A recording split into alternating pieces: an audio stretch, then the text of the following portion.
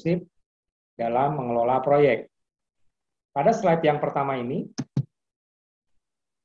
mengenai project management, kita akan membahas mengenai bidang keahlian yang dibutuhkan oleh tim proyek. Project Management Body of Knowledge atau PMBOK Guide.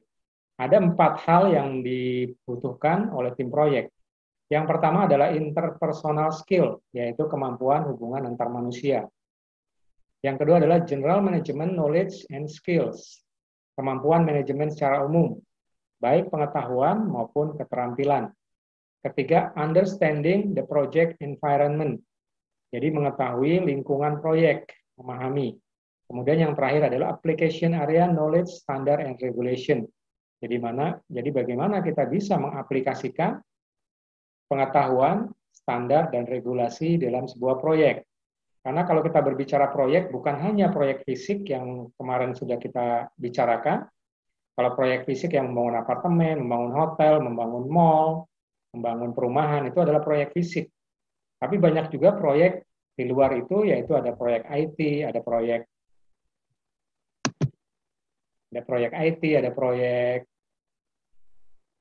keorganisasian, ada proyek sosial, banyak sekali seperti yang kita bahas pada pertemuan keempat. Nah, apa peran manajer proyek? Jadi kalau teman-teman dipercaya untuk memimpin sebuah proyek, maka ini adalah peran yang harus teman-teman miliki, yaitu peran manajer proyek. Yang pertama, deskripsi kerja bervariasi, tapi sebagian besar mencakup tanggung jawab seperti perencanaan, penjadwalan, koordinasi, dan bekerja sama untuk mencapai sasaran proyek. Jadi kemampuan yang dimiliki oleh seorang manajer proyek yang pertama adalah mengenai perencanaan. Kita lihat di sini perencanaan. Kedua adalah penjadwalan. Yang ketiga koordinasi dan kerjasama untuk mencapai goals atau sasaran proyek. Jadi kemampuan perencanaan merupakan sangat penting sebagai seorang leader atau peran manajer proyek. Kebanyakan proyek-proyek sukses dipimpin oleh manajer proyek yang berpengalaman. Artinya begini, kalau dia sudah terbiasa memimpin proyek membangun perumahan, maka dikasih proyek perumahan lagi kemungkinan akan berhasil karena dia sudah punya pengalaman. Misalnya, Mas Ade punya pengalaman di pajak, dia diberi proyek mengenai perpajakan, misalnya terkait perapihan laporan, itu diproyekkan, maka kemungkinan akan berhasil karena memiliki pengalaman pajak. Sebaliknya, orang yang tidak memiliki pengalaman itu akan lebih sulit berhasil karena tidak tahu resiko-resiko dan medan yang dihadapi. Makanya di sini adalah kemampuan dalam perencanaan, penjadwalan, koordinasi, dan kerjasama. Kita masuk ke slide berikutnya. Keahlian yang disarankan bagi manajer proyek atau leader dalam proyek. Manajer proyek memerlukan baik skill, keterampilan hard maupun soft. Jadi apa yang dimaksud hard skill dan apa yang dimaksud soft skill? Hard skill termasuk berbagai pengetahuan produk dan mengetahui bagaimana menggunakan berbagai alat bantu dan teknik manajemen proyek. Jadi kalau hard skill adalah keterampilan yang terlihat kasat mata, misalnya keterampilan mengoperasikan komputer, itu adalah hard skill. Keterampilan menggunakan peralatan, itu juga hard skill. Keterampilan menggunakan macam-macam alat-alat yang diperlukan untuk menunjang proyek, itu adalah hard skill. Nah, soft skill adalah termasuk dalam bekerja dengan berbagai tipe orang, interpersonal skill, dan leadership skill. Jadi kalau soft skill, itu yang pertama adalah kemampuan bekerja sama dengan orang. Kemudian interpersonal skill, misalnya interpersonal skill bagaimana berkomunikasi, bagaimana menjalin hubungan yang baik, bagaimana kemudian mengetahui sifat-sifat dari rekan kerja kita, itu adalah interpersonal skill. Sedangkan leadership skill adalah keterampilan memotivasi tim, keterampilan mempengaruhi tim, keterampilan untuk menggerakkan tim untuk mencapai tujuan.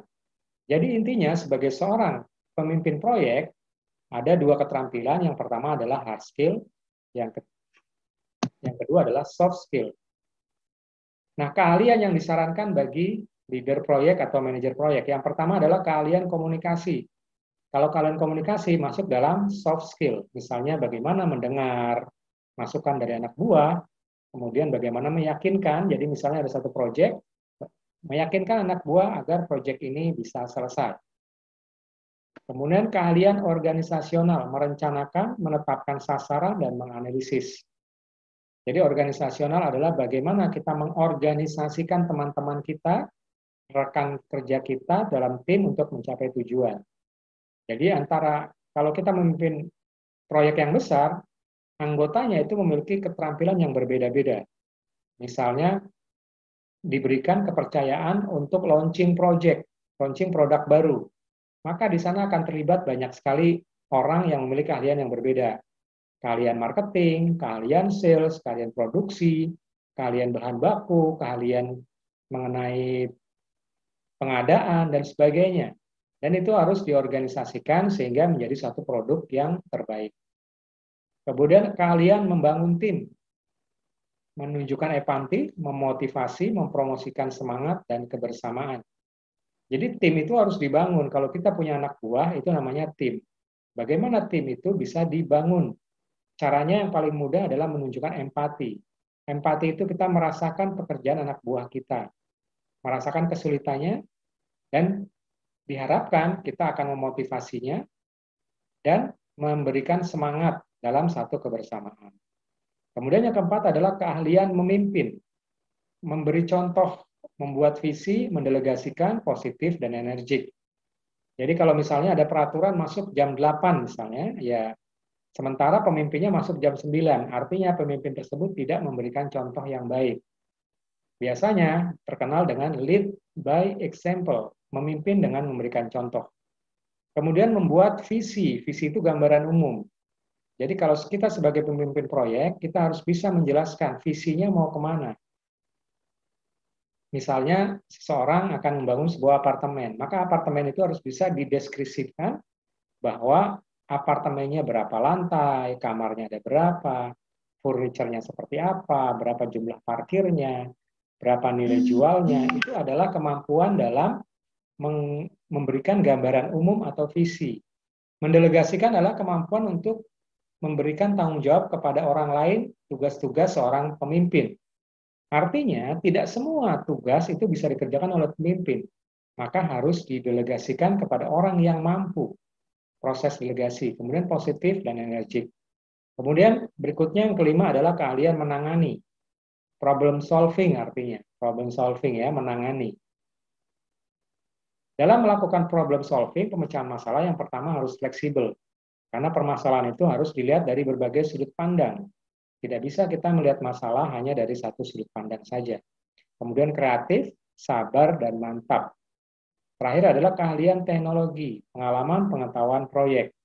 Nah, karena di zaman sekarang ini, di zaman internet itu sudah begitu mendunia, global, maka kemampuan teknologi merupakan salah satu hal yang sangat penting. Dulu kita memonitor proyek itu dengan pembicaraan. Kita ketemu sama orangnya, kita ngobrol, dan ternyata sekarang sudah ada aplikasinya. Teman-teman kalau buka YouTube itu ada aplikasi monday.com. Itu adalah aplikasi kita memantau kinerja orang. Jadi kalau timnya itu ada 100 orang, kita bisa pantau satu persatu. Misalnya tim yang satu namanya si A, dia sedang mengerjakan apa, progresnya bagaimana, itu bisa kita monitor. Si B, si C, si D, dan seterusnya ada progresnya. Dan tools-tools lain selain monday.com itu adalah salah satu kemampuan dalam keahlian teknologi.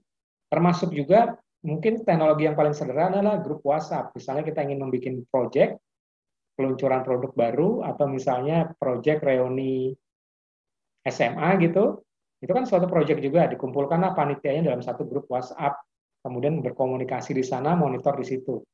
Jadi itu adalah salah satu penggunaan teknologi. Dan lain-lain banyak sekali penggunaan teknologi yang akan mempermudah kinerja.